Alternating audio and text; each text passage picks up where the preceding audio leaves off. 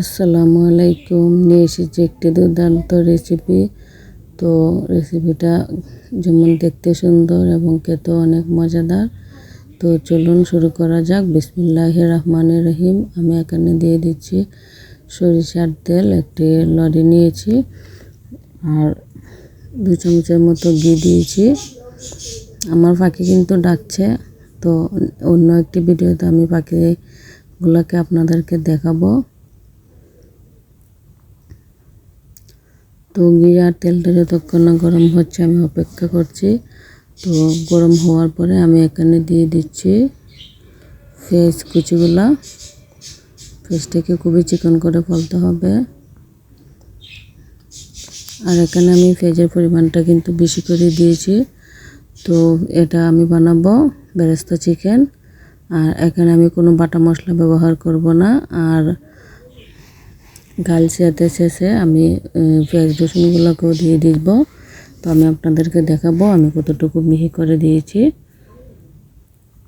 এখানে আমি নেড়ে চেড়ে পেঁয়াজটাকে আমি ভেজে নিচ্ছি। পেঁয়াজের পরিমাণটা কিন্তু আমি বেশি করেই দিলাম, আর কারণ এখানে শুধু পেঁয়াজের দিয়ে রান্নাটা হবে, কিছুটা রেজালার মতোই এটা বেরেস্তা হয়ে যাবে। আমি 1 বাটির মতো পেঁয়াজ দিয়েছি। বন্ধুরা যারা দেখছেন অবশ্যই একটি লাইক দেবেন।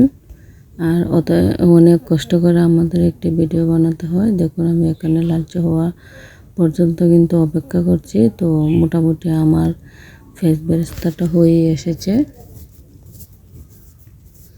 তারপরে আমি এটাকে মধ্যখানটা একটু কালি করে এটার মধ্যে আমি পরে পেঁয়াজ আর রসুন আর আদাগুলোকে দিয়ে দেবো। যতক্ষণ না ভাজা হচ্ছে ততক্ষণ কিন্তু আমি নেড়ে চেড়ে দিচ্ছি। দেখুন কত সুন্দর লালচে একটি রং এসে গেছে। তো তারপর আমি এখন বলেছিলাম আদা আর রসুন, এটাকে আমি একটি গালার চেতে আমি ছেঁচে নিয়েছি। তো আমি এটাকে কিন্তু ব্লেন্ডারে ব্লেন্ড করে দিইনি।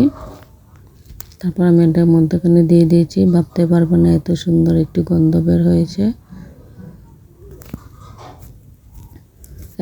এটাও যখন একটু ভাজা হয়ে যাবে তখন আমি তিনটাকে একসঙ্গে মিশিয়ে নেব।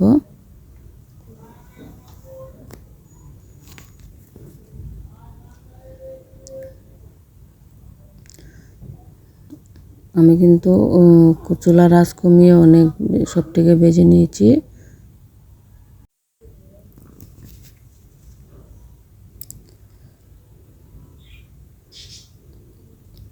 চুলার আঁচটা কিন্তু কমিয়ে রাখবেন, নাহলে কিন্তু পুড়ে যেতে পারে। তারপর আমি এখানে লবঙ্গ, এলাচ, দারুচিনি এগুলো আমি তেলের মধ্যে দিয়ে দিয়েছি।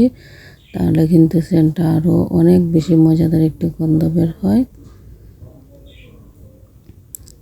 রান্নাটা কিন্তু ধীরে সুস্থিরে করতে হয়। আর রান্নাও কিন্তু একটা আর্ট। এটাকে যত আপনি সময় লাগিয়ে রান্নাটা করবেন তত কিন্তু রান্নাটা খেতে অনেক মজাদার হয়। এখানে আমি 2.5 চামচের মতো 4 চামচের মরিচ গুঁড়ো দিয়ে দিয়েছি। এবং মরিচ গুঁড়োটা আমি প্রথমেই দিয়েছি কারণ তাহলে রঙটা দেখতে অনেক সুন্দর হয়। আমি কিন্তু অল্প তেল ব্যবহার করেছি, আপনি দেখতেই পাচ্ছেন।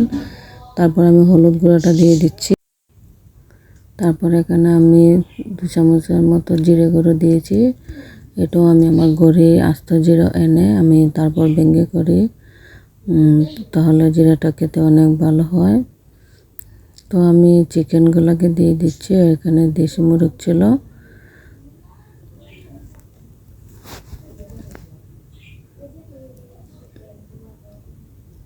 এটাকে আমি বড় বড় পিস করে রেখেছি।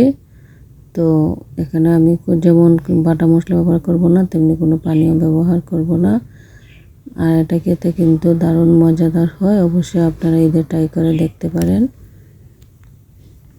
সবগুলো মশলাকে আমি নেড়ে চেড়ে সবগুলোর সঙ্গে মাংসের সঙ্গে লেগে যেন যায় সে জন্য আমি সবগুলোকে উল্টে পাল্টে দিয়েছি। দেখুন আমার চুলার আঁচের কারণে কিন্তু মাংসতে এমনি পানি উঠে গেছে। আর আমি এখানে 2 চামচের মতো লবণ দিয়েছি। তো লবণটা আপনাদের পরিমাণ মতো দেবেন। এখানে আমি একটু ভাজা মশলা দিয়েছি। এটা অনেক কিছু দিয়ে বানানো, জায়ফল, জয়ত্রী, সব ধরনের মশলা দিয়ে একটি ভাজা মশলা বানানো, এটা আমার পেজে দেওয়া আছে। তো মশলাটা কীভাবে বানিয়েছি চাইলে আপনারা দেখে নিতে পারেন। এটা কিন্তু আমি বিরিয়ানি বলে সব কিছুতে ব্যবহার করি। আর আমি কিন্তু বাহির থেকে কোনো পাঁচফোড়নের মশলা আনতে হয় না। তারপর আমি এটার মধ্যে সস দিয়ে ঢাকনা দিয়ে ঢেকে রেখে দেব। যতক্ষণ না পানি উঠছে ততক্ষণ কিন্তু আপনারা নেড়ে চেড়ে দেবেন, নাহলে নিচে লেগে যেতে পারে।